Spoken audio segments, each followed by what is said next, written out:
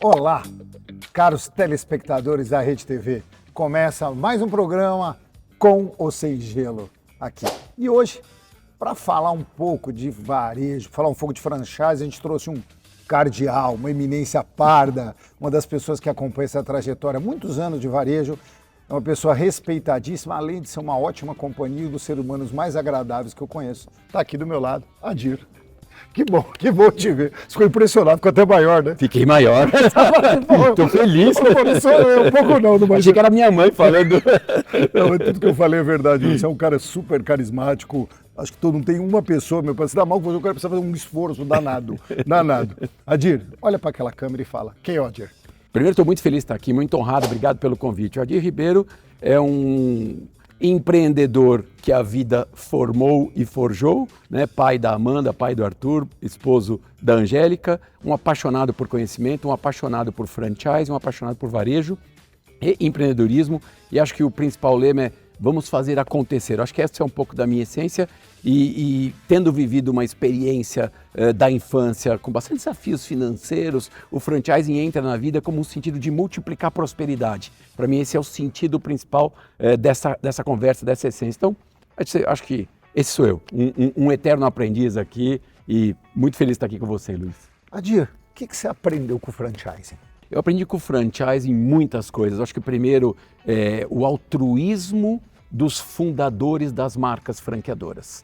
Eu vou chamar de altruísmo porque ele cria um produto, um método, né, um serviço, enfim, ele licencia, ele outorga, tecnicamente falando, para terceiros operarem no seu nome. Então tem aqui um princípio, o Raul da Biscoitê falou de inclusão social do franchise, eu gostei muito dessa fala, mas eu enxergo que primeiro tem esse perfil altruísta. Segundo, um inconformismo muito grande de querer fazer com que as coisas funcionem bem. É um privilégio poder trabalhar com um monte de franqueadores que pensaram o modelo e outorgaram esse processo, né? Então você vai aprendendo muito esse modelo mental que eles têm de crescimento, de ir buscar a perfeição ou ir buscando a excelência no processo. Ela não está pronta, ela nunca está pronta, né? Ele vai construindo.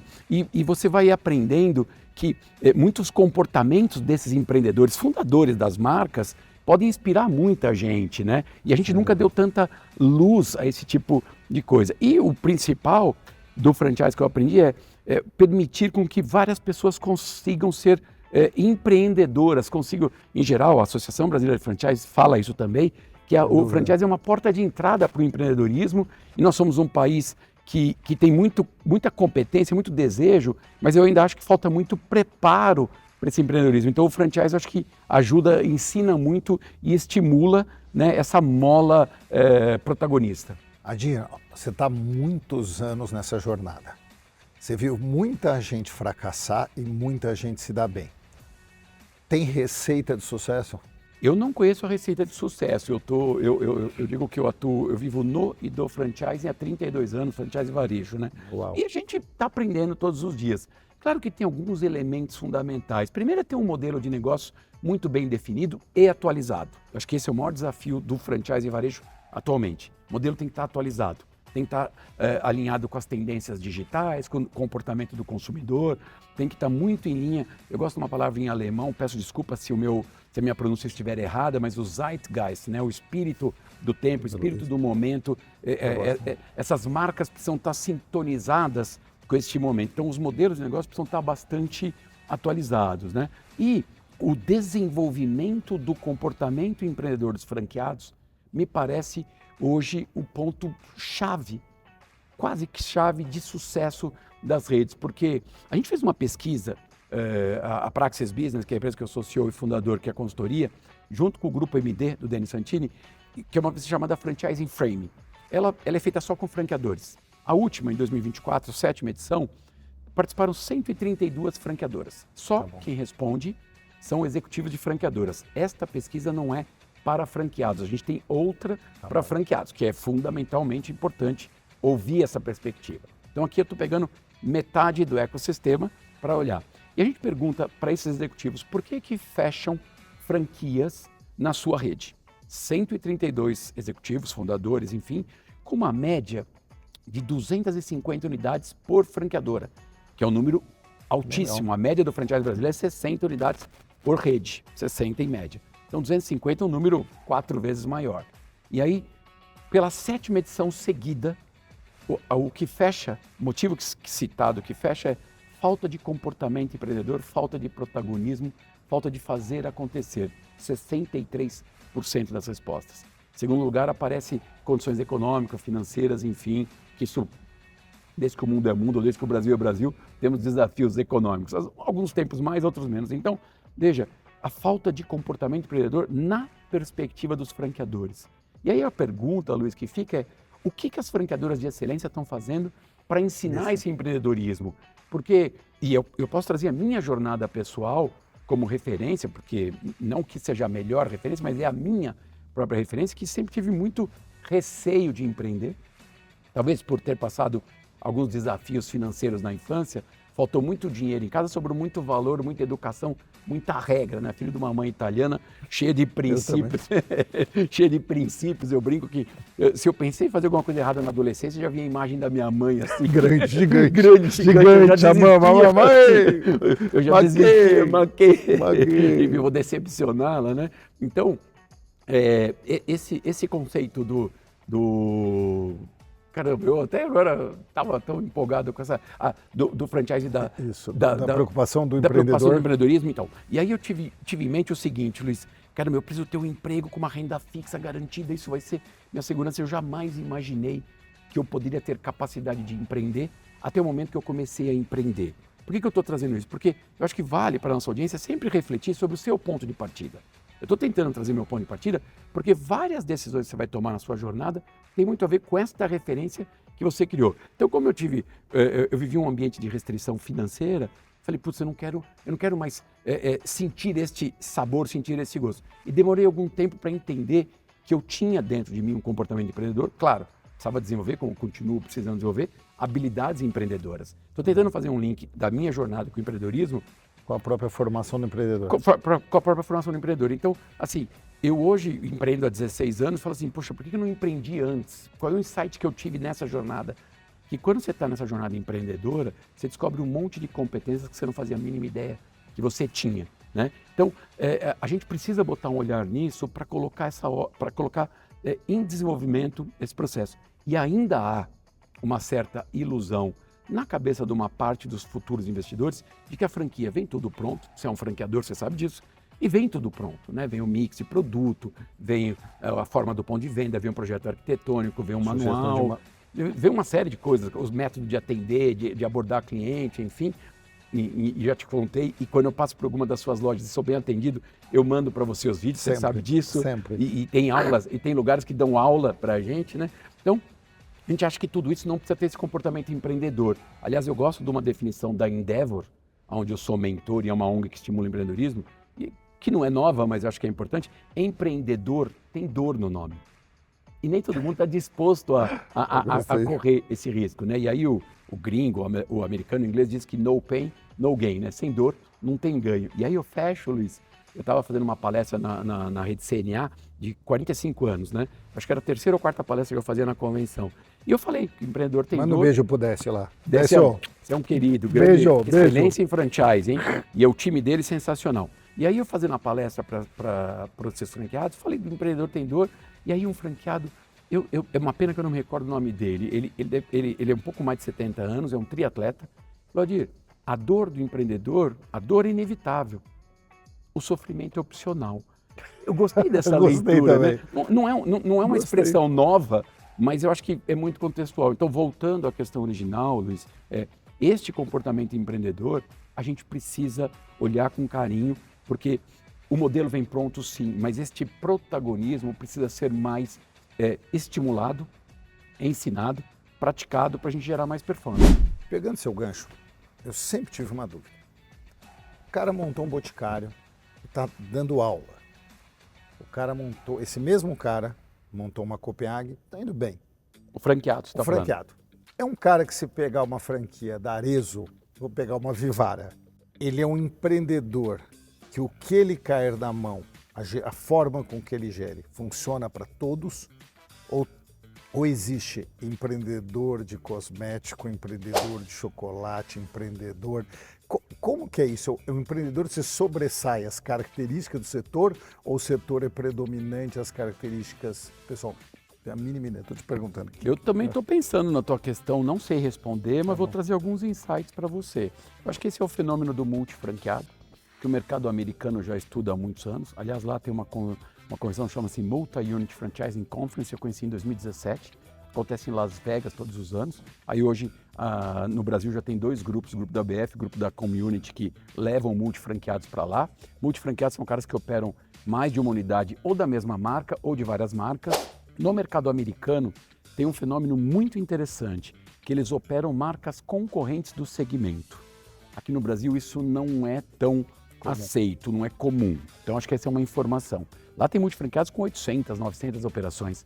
Aqui você conta nos dedos, talvez de 2 mãos ou 3 mãos, franqueadores que têm 800 operações, só para a gente entender um pouco essa dimensão. Eu acho que tem uma coisa importante desse que abriu um Boticário, o Marezo, que abriu uma Óticas Carol, por exemplo.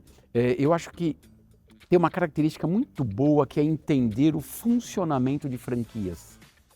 Sabe que tem que ter papel das partes, sabe qual é o papel da franqueadora, sabe o que esperar da franqueadora, sabe como pegar lá os playbooks e praticar, né? Sabe construir times e sabe gerenciar esses times. Então, em geral, eu acho que a gente poderia agrupar muito mais isso em varejo em si, né? Como coisa de produtos, serviços, enfim, como uma característica fundamental. Então, acho que o ponto-chave nessa história é ele sabe que precisa empreender, precisa ter comportamento empreendedor e ele sabe como é que se joga o jogo do franchising. Isso traz para o time da franqueadora uma redução de perda de energia muito grande. Ele já entra jogando, ele sabe que ele pode tentar influenciar o presidente, o CEO. Poxa, Luiz, queria um produto, um coquetel assim. Ele pode ter essa característica, mas ele sabe que vai depender de você, da sua decisão em rede, né? Ele não vai ficar só pleiteando, criticando ou causando um problema. Então, esses empreendedores que conhecem a modelagem de franquias, acho que eles têm maior potencial de sucesso. Eu acho que no segmento de alimentação é uma característica que para mim é uma vertical mais aprofundada. Em geral, os multifranqueados americanos em alimentação, que tem negócios concorrentes, eles são muito mais específicos neste formato. Então, eu não tenho a resposta nem certa, nem absoluta à sua pergunta, adoraria tê-la, não tenho. Mas eu pensaria em verticais, né? Varejo de produto, varejo de serviço, alimentação sim, porque o food service ele tem um desafio gigantesco. A tua operação tem essa conexão, né? Eu acho que ele tem desafios de operação muito fortes, que eu acho que isso se traduzem no perfil desse empreendedor. Agora, é importante que para virar multifranqueado, né, você precisa começar operando muito bem uma primeira franquia. Aliás, o maior lema dos multifranqueados lá nos Estados Unidos é trabalhar não somente in the business, é trabalhar on the business. Que ele deixa de sair, ele sai da operação, forma a gente e aí ele trabalha no on the business, né? Mas para você trabalhar no on, primeiro você começou no in. A gente não pode esquecer isso, Luiz. Eu concordo. Eu sempre tive essa dúvida, será melhor o cara? Ele está no Shopping Vila Lobos, ele opera 5 franquias diferentes no Shopping Vila Lobos, ou ele se especializa numa marca e ele trabalha em 5 shoppings diferentes com a mesma marca. Eu acho que tudo tem pró e contra. Tudo tem pró e contra. Acho que tem uma coisa muito positiva desse, e que é muito comum, por exemplo, um Boticário da vida que tem muito multifranqueado, eles conseguem fazer esse tipo de coisa, né, de ter as 5, 6 operações, 7 operações, ele fica um especialista muito grande naquela modelagem, né? Eu acho que aqui, e tem um ponto também, acho que é importante, é uma característica do franchising brasileiro e eu como atuo nesse segmento, sou conselheiro de empresas franqueadoras, eu vou dizer uma coisa para você, uma opinião pessoal, há uma certa ciumeira de alguns franqueadores, dos franqueados operarem outros negócios. É só um insight que pode trazer, poxa, ele vai dedicar atenção para outros negócios. E tanto é verdade que algumas marcas de sucesso construíram uma segunda, uma terceira marca para conseguir manter a atenção, e é justo, é legítimo esse pensamento, para manter esse franqueado focado, né, na sua atuação. Porque um dos desafios quando você vai começar a crescer é este franqueado começar a perder um pouco o foco, porque não é uma transição natural, você abrir 1, 2, 3, 4, você vai começar a precisar criar sistemas de gestão para que as suas operações do franqueado funcionem bem. E nessa transição, alguns se perdem no caminho. Então, essa insegurança de alguns franqueadores é legítima, tá? Eu não estou criticando, eu falei uma certa ciumeira, mas num contexto muito mais informal aqui. A gente foi para o sucesso, agora eu queria ir para a tristeza e para a miséria. Os que não deram certo até hoje, e você deve ter visto muitas casas que não foram para frente. Eu sei que os casos são mais específicos de cada um, mas tem alguma regra geral porque esse cara não deu certo? Eu acho que tem várias regras, eu acho que a cultura... A gente fala muito, né? E agora, em setembro, eu lanço o 5º livro que eu participo, o 4º da Praxis Business. Como vai chamar? Vai chamar Franchising, Cultura de Excelência em Gestão de Redes de Franquias, né? Cultura de Excelência em Gestão de Redes de Franquias. E a gente tenta trazer, a gente vivencia o seguinte, a gente vivencia a prática e depois a gente teoriza. A gente faz o inverso. Vamos criar método e depois a gente teoriza. E aí, na teoria, a gente tenta ajudar os demais. E uma coisa que eu tenho aprendido nessa jornada é principalmente quando você... A gente fala muito de perfil do franqueado. No nosso livro a gente já tirou essa expressão perfil ideal, porque ideal tá na ideia, tá na mente. Tópico, eu brinco, é loira de olho azul, é morena de olho castanho. Estou brincando com características físicas, obviamente, não é isso? Então eu conheci, assim, de boa, e eu sou filho de uma dona de casa, ex-donas de casa que fazem um baita de um sucesso, e ex-diretor executivo de grandes empresas que não fazem, então eu não estou aqui menosprezando nenhuma dona de casa, porque é uma empreendedora que cuida de 3, 4 filhos às vezes, enfim, e tem lá a casa para dar conta. Então, essa coisa do perfil. Mas o que eu queria trazer, e é uma reflexão que a gente provoca no nosso livro, é perfil do franqueador. Tem que ter cultura de aceitar parceiro, tem que ter cultura de ouvir opinião, tem que ter cultura, né? Quando eu comecei a estudar franchising, Luiz, há 30 anos, e eu fiz um Executive MBA nos Estados Unidos, o franchising era sobre trilhos.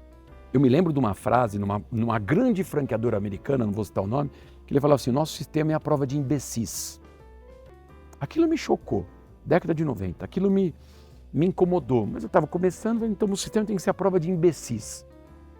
O franqueador não precisa pensar, que é o que a gente chamava do Business Format Franchising. Vamos evoluir um pouco 30 anos depois. Na nossa crença, o franchising tem que ser sobre guardrails, sobre guardrail.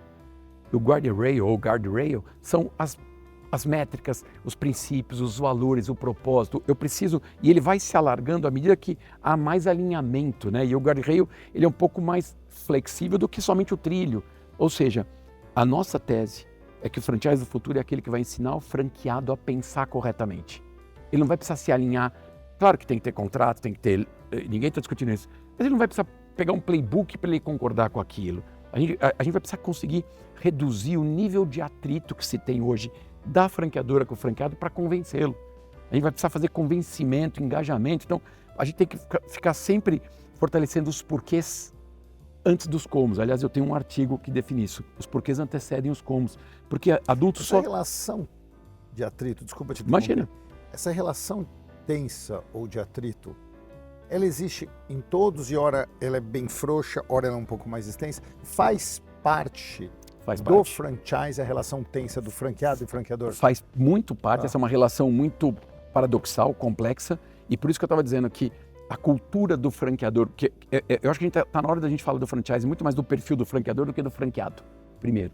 É sobre isso que eu estou tentando trazer, que é essa lógica de entender que é um guardrail, né, que eu preciso ensinar, que eu tenho que começar uma live com a minha rede falando os porquês, né? Há uma frase do livro do Viktor Frankl, que é uma frase de Nietzsche, que quem tem o porquê enfrenta qualquer como, e eu adoro isso, porque e a gente sabe que quando os comos estão muito pesados, os porquês são fracos. Então eu preciso alinhar mais os porquês, as pessoas se comprometem pelos porquês, né? Essa essência está na cultura deste franqueador. E se ele não trabalhar... Eu adorei essa frase. Quando você tem... Como que é? Quando se os comos são predominantes, é pesado, porque o porquê é fraco. Eu estou extraindo do pensamento de Nietzsche no livro do Viktor Frankl, não é minha. Quem tem o porquê enfrenta qualquer como, que é aquele momento de descobrir, poxa, por que alguns conseguiram sobreviver àquela terrível fase da história e as pessoas tinham dentro de si uma força muito grande, né? Então, eu acho que franqueadores precisam começar a trabalhar mais os porquês das coisas e esta cultura, este perfil de franqueador, para mim, é um elemento de sucesso. E o segundo é ter um modelo de negócios que saiba dividir bem o 100%. Vou tentar explicar, né? Porque eu vou comprar essa garrafa, ela custa 100.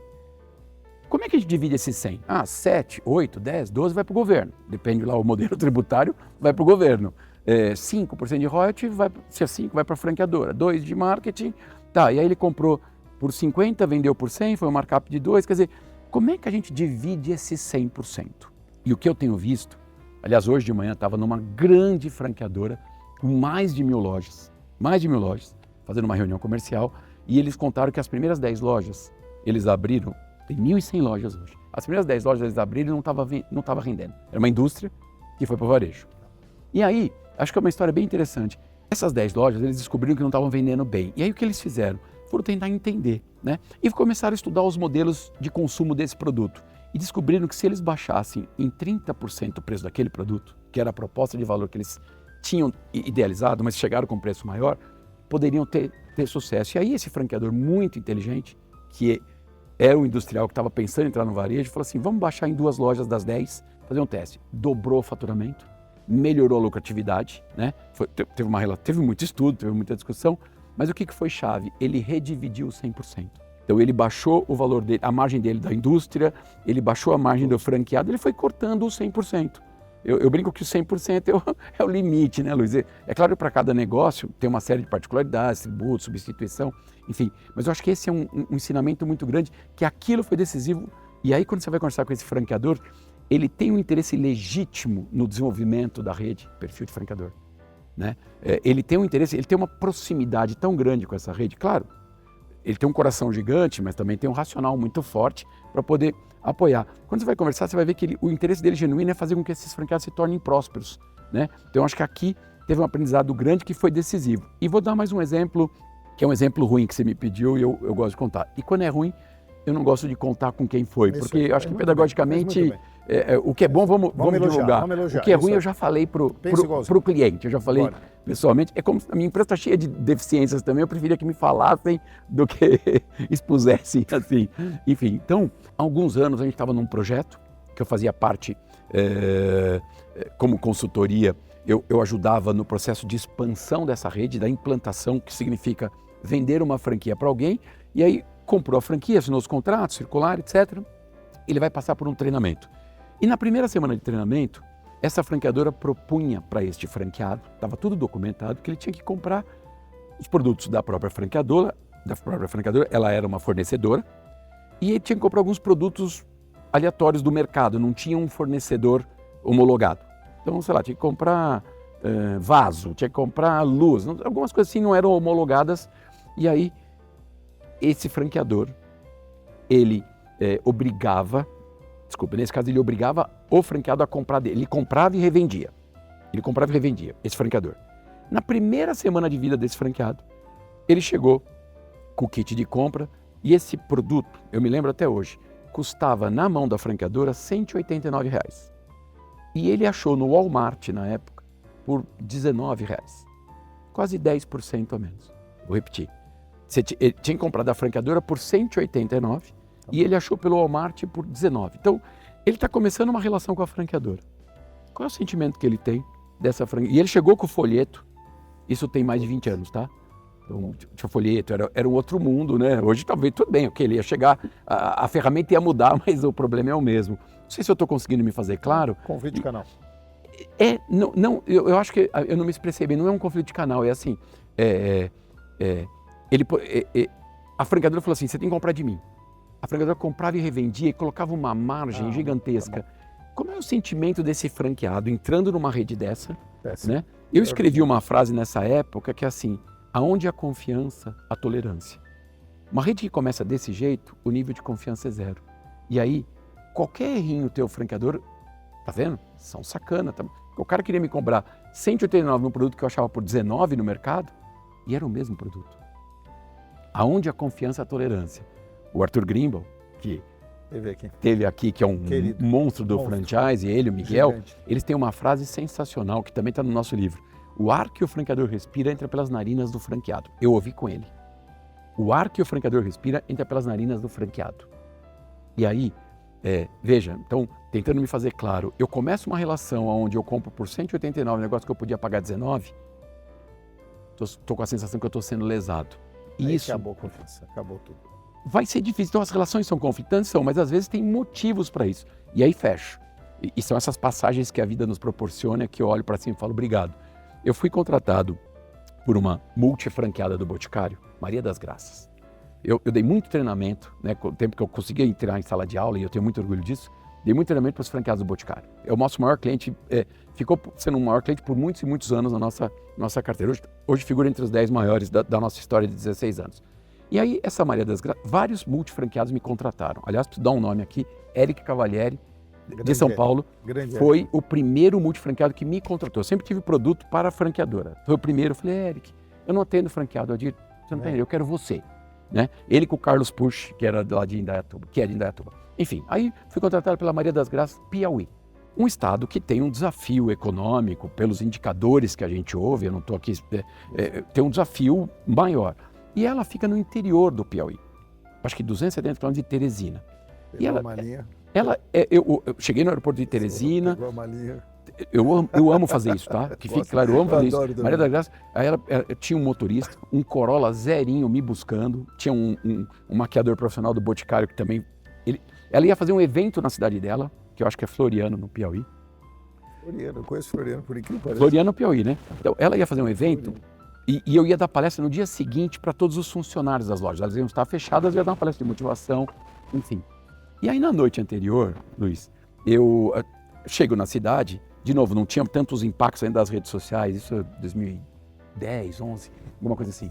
Aí chego lá, eu fui entrevistado pela rádio da cidade, tinha um jornal impresso da cidade, ela me colocou numa posição de uma pessoa importante lá, eu fiquei muito, muito agradecido, só que ela me soltou a frase, para mim, é mais antológica do franchise, mais assim, eu me arrepio inteiro. Aí eu vendo todo esse sucesso dela, ela muito feliz, professor Adir, o senhor, eu falei, o senhor está lá no céu, eu estou aqui, tipo, brincando, né? Não gosto dessa distância, né? Somos seres muito próximos. Não, é o carinho, o respeito pelo senhor. E aí eu falei, como é que é a tua relação com o Boticário? Olha o que ela falou. Falou assim, eu coloco o Dr. Miguel nas minhas preces todos os dias. O Dr. Miguel é o fundador do Boticário, né? Na época ele ainda era, acho que era o presidente, o Arthur estava junto, enfim. Ela coloca o Dr. Miguel nas minhas preces todos os dias, porque se não fosse ele, eu não tinha nada disso. Luiz, bacana, né? É de arrepiar. Eu já ouvi isso algumas. Luiz, isso é de arrepiar. Eu brinco que tem alguns franqueadores que os franqueados colocam na encruzilhada. Estou brincando aqui. Então, chama o capitão. Estou exagerando aqui, num tom informal, né? Mas para a gente trazer a reflexão de, lógico que esse sistema do Boticário deve ter seus conflitos, como qualquer lugar os tem. Mas a forma como a gente lida com eles faz uma diferença muito grande. Aonde essa confiança, a tolerância. Então, eu acho que quando a rede tem um relacionamento muito bom, um pequeno problema não complica. Agora, quando o relacionamento é muito ruim, um pequeno problema vira um grande problema. Vira um grande problema. Então, acho que tem uma conexão humana muito forte. Então, volta à tua pergunta original. Aqui é um traço, por isso eu digo, do perfil do franqueador, muito mais do que o perfil do franqueado. É um pouco do que eu tenho aprendido, Luiz. Genial, genial. Bicho, você roda bastante.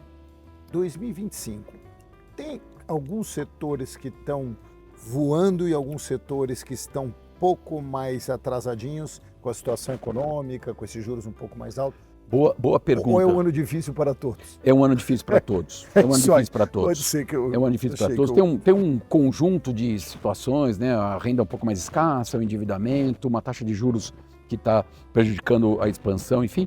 Só que depois que você passa dos 50, que é o meu caso, eu não lembro um ano que a gente não teve crise, eu quase não lembro. Ou foi do tigre asiático, ou foi uma governo aqui não sei o quê, que foi... Enfim, sempre teve uma crise. Eu acho que talvez eu não consiga responder por segmentos. Óbvio que tem alguns que estão mais na frente, outros que estão mais atrás. Mas eu acho que tem muito mais, Luiz, isso eu tenho sentido com modelos de negócio defasados. Por exemplo, toda essa lógica digital, né, integração digital, os canais, a integração, né? A gente fala muito que tem conflito de canal. Que bom que tem conflito. Se você não está tendo conflito de canal, você não está preenchendo todo o mercado, né? E tem uma outra frase de Leandro Carnal que eu adoro e falo nas minhas palestras, que os conflitos são necessários para evitar os confrontos. Conflito é um embate de ideia, conflito é um embate de perspectivas, de percepção, confronto é guerra. Confronto eu puxo a arma, eu tomo, eu invado, eu puxo o contrato. Então, conflitos são importantes para evitar os confrontos. Qual é a minha reflexão aqui? A atualização dos modelos de negócio. E toda essa integração digital, as novas plataformas, a gente precisa estar atualizando. Hoje de manhã eu estava lendo um artigo, e fecho a minha fala, um artigo no Estadão, no editorial. E eles trouxeram uma frase de John Keynes, da Grande Depressão, 1929, do crack da Bolsa lá.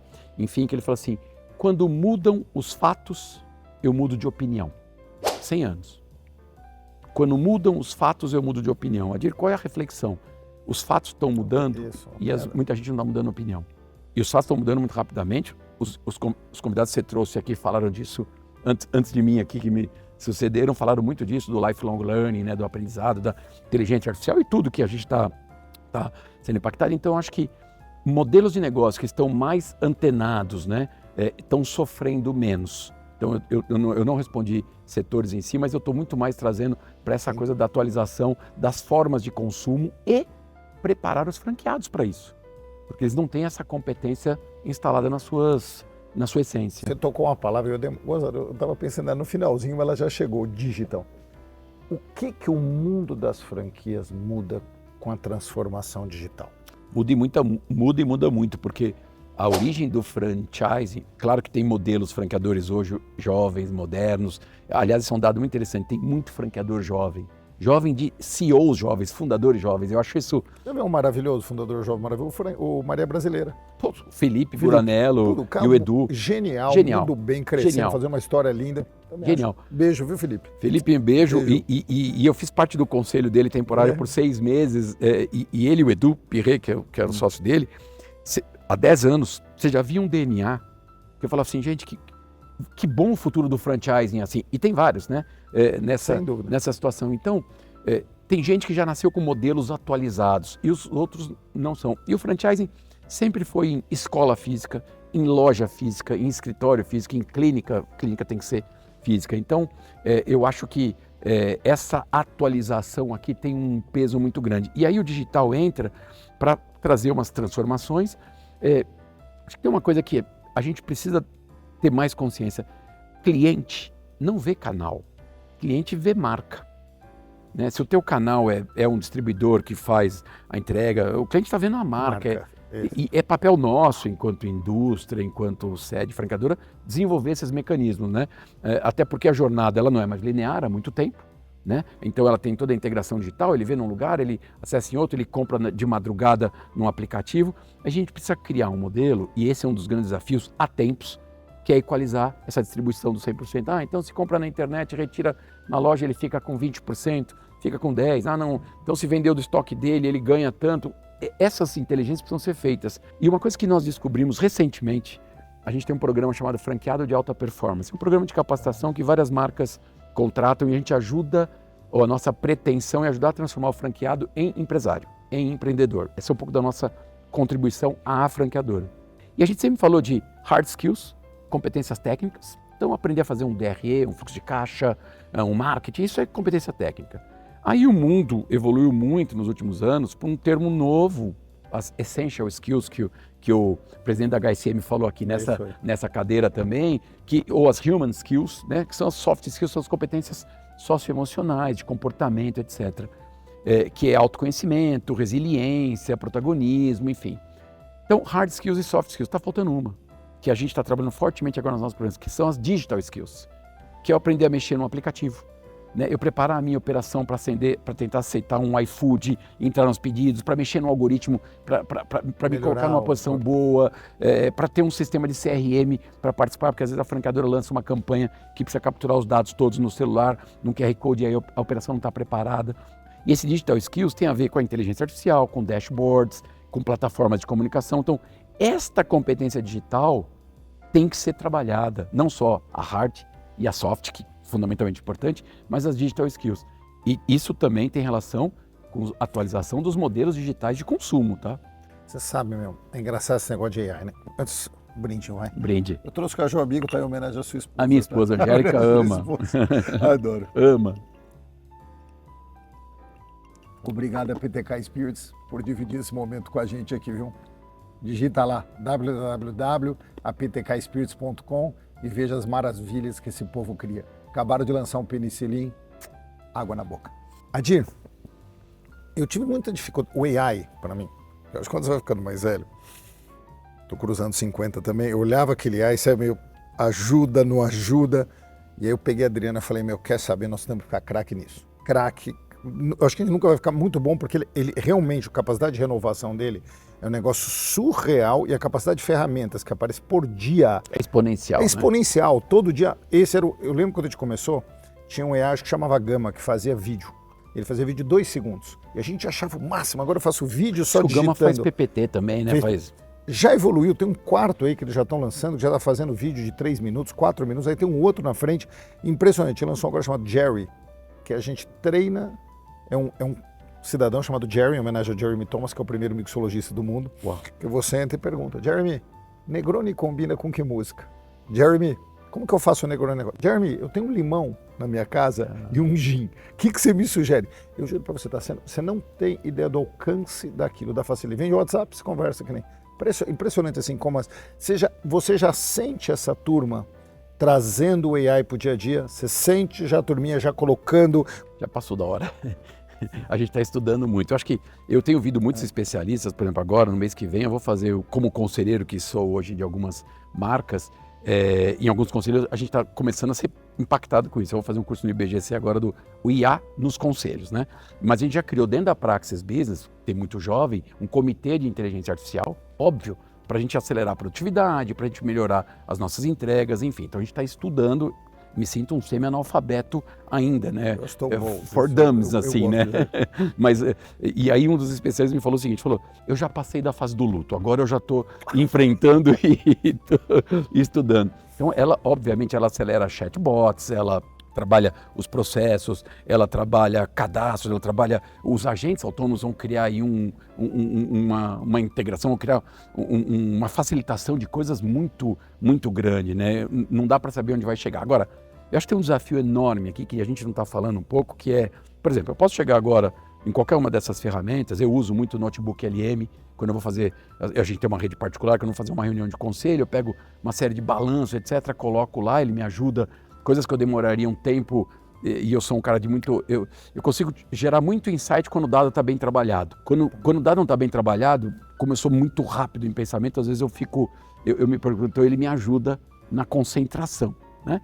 Então, é uma das formas que eu estou usando, mas de novo, eu estou no estágio Basic 1, né? No básico 1, estou evoluindo e estou correndo. E sei que vai afetar muito, já está afetando o nosso negócio como consultoria, não tenho a menor dúvida disso. Mas eu acho que o maior desafio que eu acho que eu estou vendo é como é que a gente vai assimilar tudo isso? Deixa eu dar um exemplo prático. Acho que eu vi esses dias um dono de uma rede de faculdades falando assim, se pegasse todos os MBAs lá de Harvard, etc., e fizesse numa frase a definição do que seria uma empresa de sucesso. O ChatGPT foi lá e criou, o ChatGPT 4.0, criou essa frase. O que eu quero dizer? Eu posso chegar aqui e falar, leia todos os livros que os últimos 5 anos que o MBA de Harvard deu e me faz um resumo. E eu acesso. O que eu faço com essa informação? Se não foi vivido, não for um pouco empírico, nada. O que eu faço com essa informação? Quase nada. Ok, tem um valor gigantesco. Poxa, agora, eu acho que tem um ponto que para mim é um livro do Mário Sérgio Cortella de 2014, junto com o falecido jornalista que era da Folha de São Paulo, daqui a pouco, Gilberto de Menstein. Eu gostava dos escritos, enfim, chama Curadoria. E ele já falava que naquela época que o excesso de informação, ou infoxication, né, que o gringo chama, que você vai precisar cada vez mais desenvolver sua capacidade de curadoria. Claro que a inteligência já faz uma curadoria bem feita, mas eu acho que essa curadoria humana, este senso crítico se tornam capacidades muito importantes nesse processo. Porque se eu vou pegar os 5 anos de livros de MBA de Harvard, qual é a minha curadoria, qual é a minha consciência crítica para tentar interpretar isso, né? Então, o excesso de informação exige uma curadoria. E olha que coisa engraçada. Estava ministrando palestra para a rede Localiza, grande case, franquia mineira, metade minha mineira, meu pai era mineiro, né, um grande case brasileiro e internacional, Salim Matar, enfim, os caras são umas feras lá.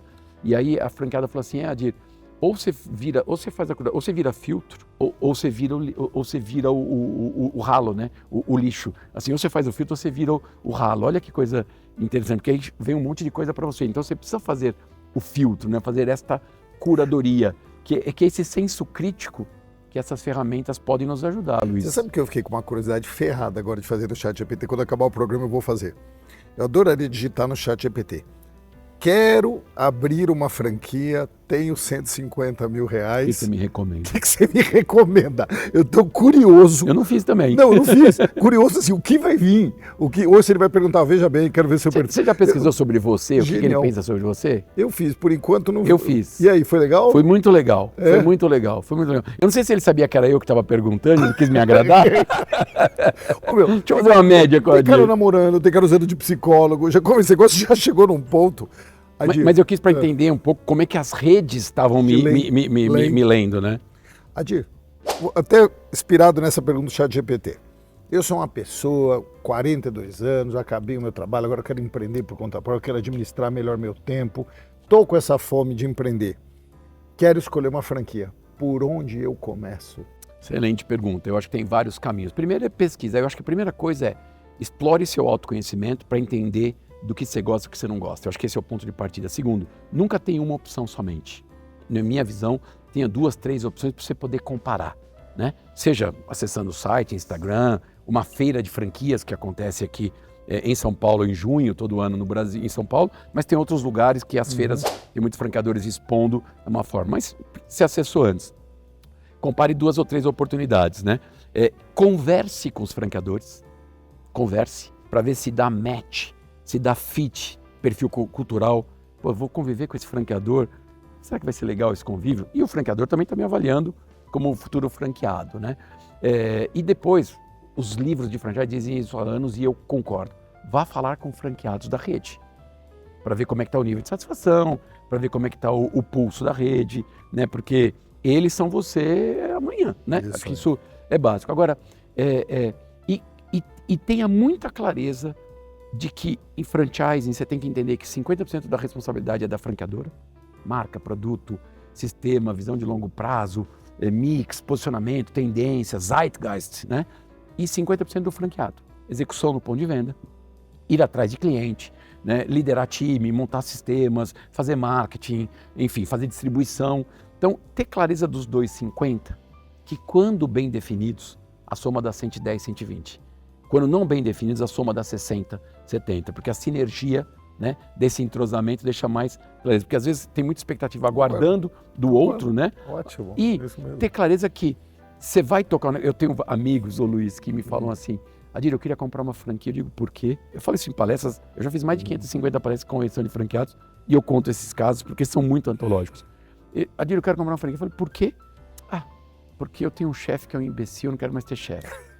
Cara, já está começando pelo motivo errado. Tá tudo errado. É claro que eu estou brincando aqui, estou criando um estereótipo. É um bom estereótipo. E o segundo é pior ainda, porque aí a gente insiste mais na conversa.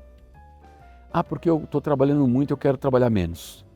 Então, querido, sabia que vai trabalhar o dobro, possivelmente o dobro. E que você falou para eu pensar alguns casos, e agora a memória vem, né? E aí, um amigão meu, a esposa casou, eles tiveram 2 filhos, etc. Ela segurou um pouco a carreira executiva dela por conta de iniciar o processo das crianças, depois as crianças acho que cresceram, ela decidiu voltar para trabalhar, mas ela não queria trabalhar como executiva, ela queria uma franquia. E super competente, amiga nossa, etc. E aí meu amigo me liga e fala, você vê, tem a marca X, que eu conheço, que eu trabalho para a marca X, e tem uma operação em repasse. Repasse é quando um franqueado está vendendo para outro. Aí ela foi visitar essa operação, franqueador muito sério, produto bacana, enfim. Aí ela liga para o meu amigo, marido dela, e o amigo me liga. Fala, Adir, sabe que ela não gostou da sala que ela vai ficar?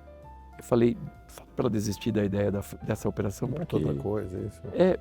De novo, ela tem todo o direito de não gostar da sala que ela vai ficar.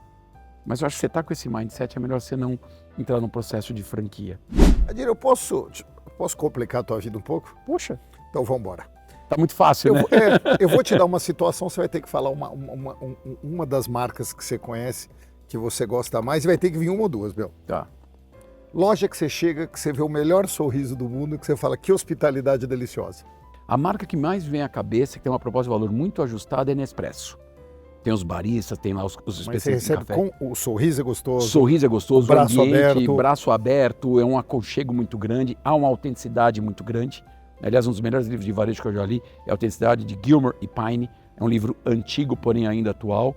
Outra marca que eu sinto que tem uma cultura muito forte, parece que os funcionários são clonados, cada um na sua essência e diversidade, que é a Chili Beans. Tenho certeza, eu falo. Que eu também, Nossa, uma experiência eu fantástica. consigo reconhecer um padrão no despadrão, né? Porque cada um tem o seu jeito, o seu estilo, mas você percebe uma característica muito própria que não está nos manuais. Está na essência, está na cultura, né? Tá na essência, talvez, do caído. Do caído. Está Do no caído. guarda-reio. Exato, isso aí. Está no guarda-reio, não está no trilho, né? Então acho que essa é uma outra também que obviamente, um outro ponto, você pode ter uma experiência Tem mais negativa. pergunta, essa começou, hein? Oi? Tem uns 4 ping-pong ainda. Esse foi só o primeiro Só do primeiro, sorriso. então vamos lá. Esse foi só o primeiro do sorriso. Vamos lá. Qual que você entra aqui, que você escuta a música? Eu não sei se você é atento à música. Eu sou um cara altamente olfativo. Então eu reparo em música em toda loja que eu entro. Tem alguma que você guardou a música, que você entrou e falou, puta, que música deliciosa, que lugar agradável de eu estar? Caramba, eu adoro música, eu trabalho com música, corro com música, não me vem à cabeça agora, não me vem à cabeça, me vem mais cheiro. Cheiro. Então vamos para cheiro. Pode ser cheiro. Cheiro Uma que você entra e fala, que uau, que gostoso tá aqui. Putz, tem várias lojas, né? Eu tô pensando na Reserva, uma marca que me vem à cabeça. Luiz, eu tenho que dar uma explorada aqui no meu... E eu adoro isso, eu frequento a NRF lá em Nova York há 17 edições e muitos falam desse marketing sensorial, da importância de criar essa experiência no ponto de venda, né? Loja que os produtos estão mais bem organizados e te chama atenção. Produtos bem organizados e que me chamam a atenção. Olha, eu vou te dar um exemplo de alimentação. Vou te dar um exemplo do Café Cultura, do nosso Carlosinho lá, da Luciana. É uma ambiência muito agradável, conseguiram construir, né, uma coisa que os americanos falam em ordinary e em extraordinary, né? Eu acho que essa é uma memória muito positiva, muito sensorial. Eu acho que tem uma loja que preza, eu vou chamar de simplicidade, mas é da eficiência da proposta de valor, é a Lupo, que tem, não tem talvez um grande charme, mas ela é muito objetiva, ela é muito produtiva, ela tem um mix de produto que te acolhe, né? Eu pensei de aroma que você ia falar Nut Bavaria, Dir. A Adriana vai te pegar enquanto você sair daqui. Então, um dia, eu vou te contar isso. Eu fui no escritório da Adriana, eu vou te contar isso. Eu fui no escritório da Adriana em 2010, 2011, e eu falei para ela assim, Adriana, esse cheiro é maravilhoso. E ela respondeu para mim assim, mas os shoppings todos querem... Eu estou exagerando na resposta dela, tá? Mas ela não respondeu com essa minha grosseria, eu estou exagerando. Falou, mas esses shoppings, eles odeiam a gente porque fica o cheiro e tal. Aí eu acho que eu travei com isso. Eu falei, aquele aroma é espetacular, aquilo Para quem não conhece, a Adriana é a dona da Nut Bavaria. Para quem gosta daquelas castanhas, nosso pecan, aquela maravilha quando você sai dos aeroportos e está andando pelo shopping, aquele aroma, é desse que o Adir está falando, só para sintonizar os nossos telespectadores. Glaciadas, e eu acho que eu preciso trazer o case aqui, Nut Bavaria, que é a nossa cliente, e a Adriana é uma querida, uma amiga. Ela conseguiu trazer a marca para o Brasil, jovem, ela continua jovem, ela trouxe muito jovem a marca para o Brasil. A marca ficou mais forte que nos Estados Unidos. E ela conseguiu fazer o franchise da marca aqui nos Estados Unidos. Ela devia estar num livro de franchise, porque ela levou a marca do Brasil para os Estados Unidos. E a origem é Estados Unidos. Tamanho foi o sucesso Genial. aqui. E agora, com loja física, né, testando outras formas de consumo, sempre com uma inquietude muito grande. Mas exemplo clássico é esse. Adir, o que a tua mulher te ensinou sobre o franchise ou sobre a vida? A minha mulher me ensina muita coisa.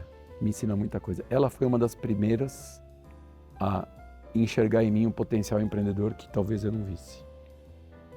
Primeiro. Segundo, quando eu decidi montar a Praxis Business, a gente tinha acabado de ter o nosso segundo filho, que é o Arthur, em 2007, a Praxis Business é de 2009, e ontem eu estava jantando com o Arthur, e ele, 18 anos, mudou de Valinhos para São Paulo, então está com uma casa nova aqui, começando a estudar administração de empresas na ESPM em São Paulo. Legal. Então, Parabéns. E no momento em que é o nosso segundo filho, a primeira, Amanda, faz medicina, está no terceiro ano, está muito feliz com a sua missão.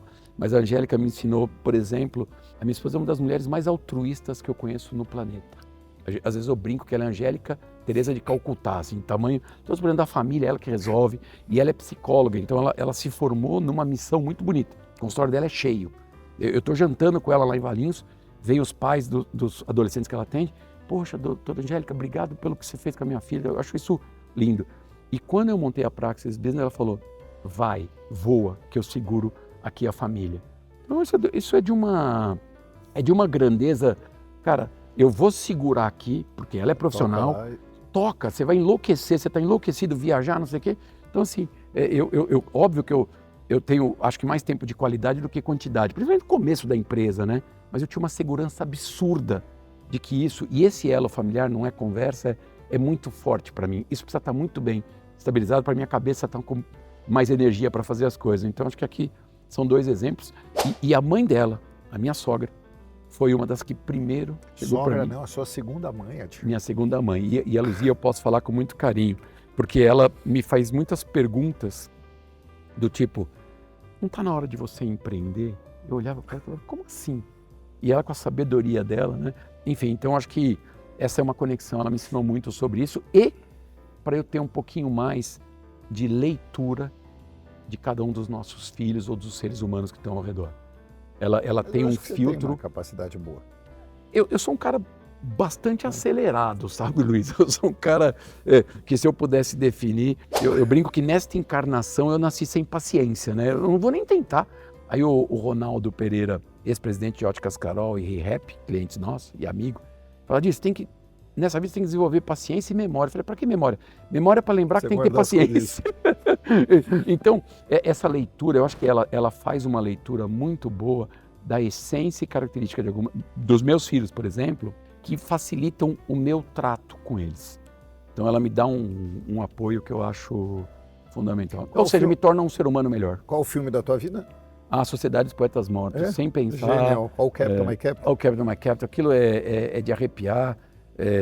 Está na memória, eu tinha 19 anos de idade quando lançou, eu acho lindo. E agora eu acabei de ver Amei também, e Yellowstone, que eu estou apaixonado pela série, eu assisti 1883, agora vou assistir o 1923, que faltou, mas eu comecei a curtir essa vida do cowboy, né, da coisa, e o Kevin Costner é um... Eu adoro country music, não sei se você adora. Eu adoro country music. E aí horas e horas. Ele aprofunda nessa essência country de uma outra leitura do Texas, Montana, enfim. Eu tenho me divertido muito com esse tipo de coisa, né? E estou muito apaixonado também, atualmente, por filosofia, porque a filosofia nos ensina a pensar melhor, né? Algum pensador especial? Eu gosto de estudar os nossos filósofos brasileiros que traduzem, né? Então, um Cortella da Vida, um Karnal, Pondé, o Karnal é historiador, mas é filósofo também. Então, eu não sou um... Clóvis. O Clóvis de Barros, São Paulino Clóvis de Barros. Eu não sou um especialista nisso, mas eu gosto muito. Aí, na pandemia, fiz muitos cursos, porque ensina a gente a pensar melhor. E eu acho que isso falta. Então, isso conversa, inclusive, quando eu digo que ter consciência crítica o franqueado, então a franqueadora precisa ensinar a pensar melhor. Aliás, toda vez que eu vou começar uma palestra, eu parafraseio o Mário Sérgio Cortella num dos seus pensamentos, milhares, que ele fala assim, todo comunicador, palestrante, professor deveria estimular a sua audiência com o pense nisso ao invés do pense isso. Vou repetir, pense nisso ao invés de pense isso. E pergunto para a audiência, qual a diferença? Que eu pense isso, estou te direcionando, só tem isso. Pensa isso. Pensa nisso. O pensar nisso, eu estimulo você a ter consciência aqui e falar, Adir, legal o que você está falando, mas não faz sentido para mim. É a tua consciência crítica. Eu acredito neste poder. Adir, para terminar esse programa de hoje, com o Sem Gelo, com você, presença marcante, programa imortal para as próximas décadas do franchise. Olha para aquela câmera e se o Adir pudesse voltar lá atrás e encontrar o Adirzinho de 23 anos, estudando, ralando, sei lá, pudesse dar um conselho, soprar no ouvido desse Adir de 23 anos, o que você falaria? Entenda, se aprofunde na sua essência e respeite-a. Tenha consciência e clareza que ela tem muito valor, que você não precisa se adequar aos padrões. Os teus padrões são muito dignos, né? E desenvolva um pouco de paciência. Isso vai ser fundamental para o teu sucesso, para a tua jornada, para o teu protagonismo, para o teu fazer acontecer. Gente, terminamos mais um Com Sem Gelo, de uma maneira deliciosa, energia gostosíssima aqui rodando ao redor. É uma aula para você que quer empreender, é uma aula para você que quer começar o franchise. Acho que tem dicas nobres aqui. Procura o Adir, procura a Praxis, vai estudar para aquele que está louco para respirar esse empreendedorismo, que tem caminho, e acho que o Adir é uma via aí, ó, vocês têm na frente uma Castelo Branco e 10 vias de cada lado olhando, falando, olha o que a gente pode chegar. Obrigado a tua presença, que delícia te receber aqui, viu? Uma honra. Obrigado, querido, muito feliz, viu? Obrigado. Feliz. Um abraço. Valeu. Beijo.